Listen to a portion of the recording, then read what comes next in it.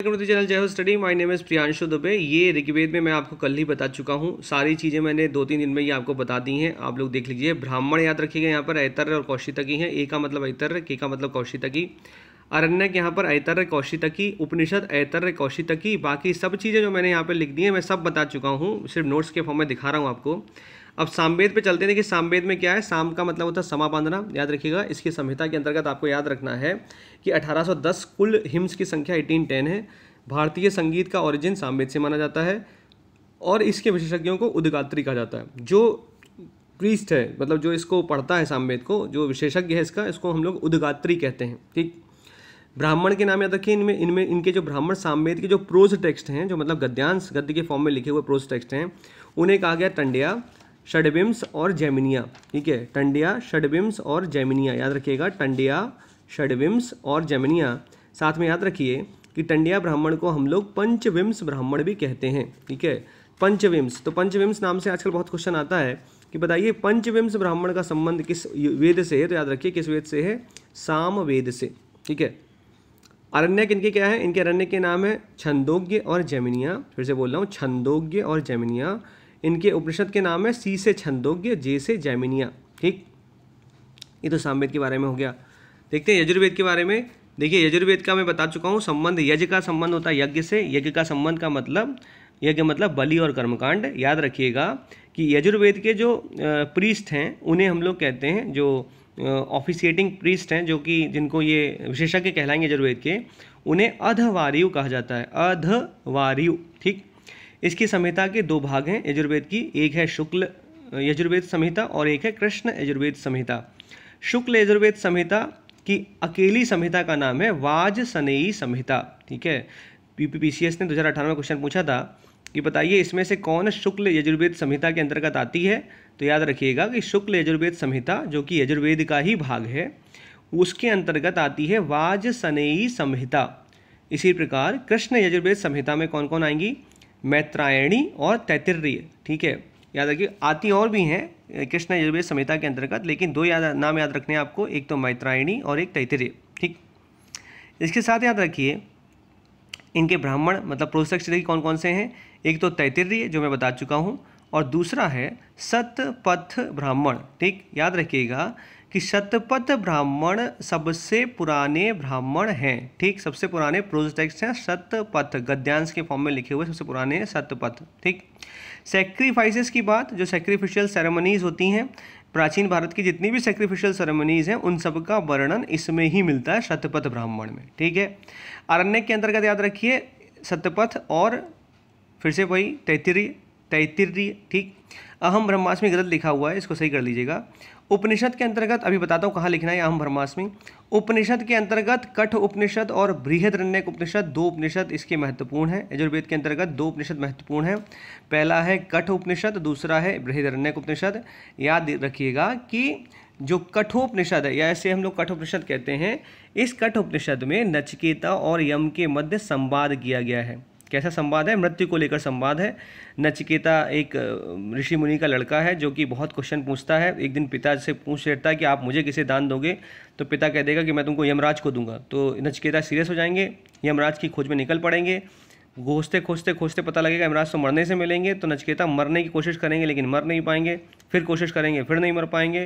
Finally Yamraj प्रकट होंगे और यमराज के बाद यमराज और नचिकेता के बीच में संवाद होगा मृत्यु को लेकर कि मृत्यु क्या है, सत्य क्या है, पीछे क्या है, आगे क्या है, सब पता करेगा नचिकेता।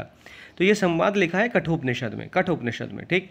साथ में याद रखिएगा बृहदरण्यक उपनिषद जो सबसे पुराना उपनिषद है, इसमें एक चीज़ ये याद रखिए कि अहम ब्रह्मास्मि, यह बृहदरण्यक उपनिषद में मेंशन किया गया है। ठीक, मैं ब्रह्मा हूँ, यह लिखा है बृहदरण्यक उपनिषद में। इसके साथ ही पावमान मंत्र, एक पावमान मंत्र जिसे हम लोग कहते हैं अस्तोमा सद्गमय तमसोमा ज्योतिर्गमय, इसका वर्णन भी बृहदरण्यक उपनिषद के अंतर्गत मिलता है। ध्यान दीजिएगा, क्वेश्चन पूछ देगा कि बताइए अस्तोमा सद्गमय का वर्णन कहाँ मिलता है, तो बृहदरण्यक उपनिषद में। ठीक, या फिर तमसोमा ज्योतिर्गमय का वर्णन कहाँ मिलता है, बृहदरण्यक में मिलता है। या फिर बृहदरण्यक उपनिषद का संबंध किस वेद से है, तो यजुर्वेद के साथ इसका संबंध है। ठीक। अब आते हैं अथर्ववेद में। तो देखिए अथर्ववेद में मैंने आपको बताया था जादू टोना काला, बताया था ना, बस में चढ़ते हैं ट्रेन में चढ़ते हैं तो एक चिट लगी रहती है खोया हुआ प्यार पाएं, तो ये सब बातें कहाँ पर हुई थी? अथर्ववेद में। तो इसका मतलब अथर्ववेद के अंतर्गत जादू टोना वशीकरण की बात की गई। इनके पृष्ठ को हम लोग कहते हैं ब्राह्मण। ब्राह्मण मतलब इनके पुरुष टेक्स्ट का नाम भी ब्राह्मण है। जो लोग ये पृष्ठ करेंगे, जो लोग इन अथर्ववेद का वर्णन करते हैं, अथर्ववेद को गाते हैं, अथर्ववेद के तंत्र मंत्रों का प्रयोग करेंगे, उन्हें ब्राह्मण कहा गया है। जो अकेला ब्राह्मण है अथर्ववेद के अंतर्गत उसका नाम है गोपथ ब्राह्मण। ठीक है, याद रखिएगा। इसी के साथ महिलाओं की दशा यहाँ से खराब होना शुरू हो जाएगी। हम लोग लेटर वैदिक पीरियड में चल रहे हैं। ब्राह्मण की जब उत्पत्ति होगी का मतलब जब तंत्र मंत्र साधना शुरुआत हो जाएंगी, ब्राह्मण अपने आप को सर्वोच्चता पे लेकर आ जाएंगे और कहने लगेंगे कि महिलाओं को सभा में आने की ज़रूरत नहीं है। तो लेटर वैदिक काल में महिलाओं की दशा बहुत खराब हो जाएगी। मतलब बहुत खराब मतलब पहले से तो खराब हो ही जाएगी। बहुत खराब तो गुप्त काल में जाके होगी, जब उसको एक प्रॉपर्टी की तरह यूज़ करने लगेंगे लोग। तो देखिए अथर्ववेद के बारे में याद रखिएगा, जादू टोना की बात की गई। अकेले ब्राह्मण का नाम है गोपथ ब्राह्मण। इसकी संहिता के भी दो भाग हैं, पहला शौनक और तीसरा पेपलद। पेपलद पढ़ते हैं लोग इसको, ठीक है। तो पेपलद या फिर शौनक याद रखिएगा। और इसके उपनिषद में, उपनिषद कई सारे हैं, प्रश्न उपनिषद भी है, मुंडक भी है, मुंडुक के भी है, लेकिन आपको मुंडक उपनिषद याद रखना है, सिर्फ मुंडक, मुंडक या मुंडोक उपनिषद। तो मुंडक उपनिषद के अंतर्गत लिखा हुआ है सत्यमेव जयते, सिर्फ इतना याद रखना है। अब बात कर लेते हैं उत्तर वैदिक काल की प्रॉपर्टीज़ की। उत्तर वैदिक काल में मैंने आपको बताया महिलाओं की दशा खराब हो गई है। इसके साथ ये भी याद रखिएगा सभा में महिलाओं को जाने की इजाज़त नहीं दी गई। इसके साथ ही याद रखिएगा कि उत्तर वैदिक काल में विष्णु जी ने इंद्र की जगह ले ली है। जैसे पूर्व वैदिक काल में इंद्र बहुत फेमस थे, उत्तर वैदिक काल में आते आते विष्णु फेमस हो गए हैं। इसके साथ याद रखिए कि उत्तर वैदिक काल में 4 आश्रम की बात करी जाने लगेगी। 4 आश्रम का मतलब वही, सबसे पहला अपना ब्रह्मचर्य, फिर उसके बाद गृहस्थ, फिर वानप्रस्थ और अंतिम संन्यास। तो इनकी बात की जाएगी किसमें? एक उपनिषद का नाम याद रखिएगा, जबालो उपनिषद या जबलो कहते हैं उसको। जबलो उपनिषद के अंतर्गत 4 आश्रम व्यवस्था जो है उसकी बात की जाएगी। और ये लेटर वैदिक पीरियड की मैं बात कर रहा हूँ, तो याद रखिएगा इस चीज़ को।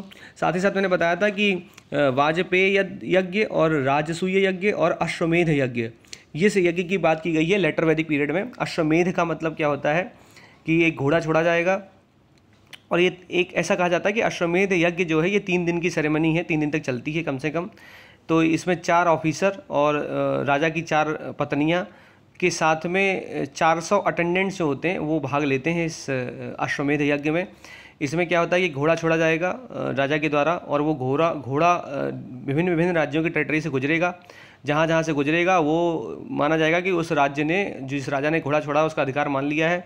जिसने अगर रोकने की कोशिश करी तो राजा उसके साथ युद्ध लड़ेगा। ठीक, 1 साल तक ये घोड़ा घूमता रहेगा, भ्रमण करने के बाद वापस लौटेगा। तो वापस लौटने पर इसको और इसके साथ 600 बुलों को, बुल्स 600 बुल्स को सेक्रीफाइस कर दिया जाएगा, मतलब बलि चढ़ा दी जाएगी। ठीक है, तो पूर्ण अश्वमेध यज्ञ पूर्ण माना जाएगा। ठीक, इसके साथ ही वाजपेयी यज्ञ और राजसूय यज्ञ भी कुछ हद तक ऐसी प्रकार का होता है। वाजपेयी का मतलब होता है ड्रिंक ऑफ स्ट्रेंथ। ऐसा माना जाता है कि ये 17 दिन तक चलने वाला सेक्रीफाइस है, मतलब साल में 17 दिन तक ये सेक्रीफाइस चलता है। ठीक है, it not only restored strength of a middle aged king but also raised his status from simple raja to a samrat. ठीक है, तो साधारण राजा से इसको सम्राट की उपाधि मिल जाती है वाजपेयी यज्ञ के द्वारा, वाजपेयी सेक्रीफाइस के द्वारा। ठीक है, इसके साथ ये याद रखिएगा, मैंने महिलाओं की दशा बता दी, मैंने आश्रम बता दिया आपको, 4 आश्रम की शुरुआत हो जाएगी।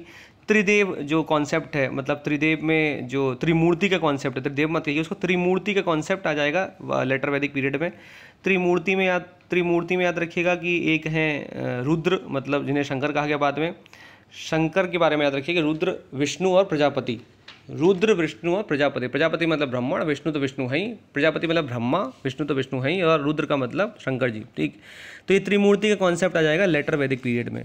तो लेटर वैदिक पीरियड में मैंने आपको कल ही बताया था कि शादी के 8 तरीके आ जाएंगे। इसमें मैंने आपको 3 बता दिए थे, अर्श बता दिया था, अनुलोम बता दिया था और प्रतिलोम बता दिया था। जिन्होंने नहीं सुना है वीडियो जाके वो सुन लें प्लीज़। उनको अर्श विवाह क्या होता है, अनुलोम विवाह क्या होता है और प्रतिलोम विवाह जो आते हैं वो क्वेश्चन मैं पूरे के पूरे वहाँ पर डिस्कस कर चुका हूँ। ठीक, अगर मैं बात करूँ कृषि की तो ध्यान रख, इकोनॉमी की बात करूँ तो याद रखिएगा एग्रीकल्चर जो है वो सबसे ज़्यादा मेन ऑक्यूपेशन बन जाएगा लेटर वैदिक पीरियड में।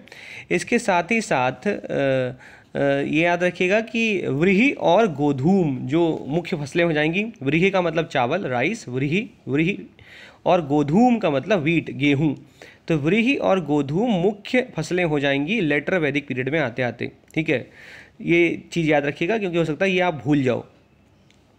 ठीक, कुछ ही दिन का मतलब नहीं, आप कुछ ही दिन पढ़ोगे भी तो बहुत ज़्यादा हो जाएगा फिर तो। ये सारे के सारे कुछ मेन फैक्ट हैं जो बता चुका हूँ मैं। ये भी याद रखिए, एक पॉइंट और याद रखिए कि जैन तीर्थंकर, दो नाम याद रखिए, एक तो अरिष्टनेमी और एक है ऋषभदेव। इनका वर्णन ऋग्वेद में मिलता है, ठीक है। ऋषभदेव और अरिष्टनेमी का वर्णन ऋग्वेद के अंतर्गत मिलता है। ऋषभदेव पहले जैन तीर्थंकर थे, ये याद रखिएगा, ठीक है।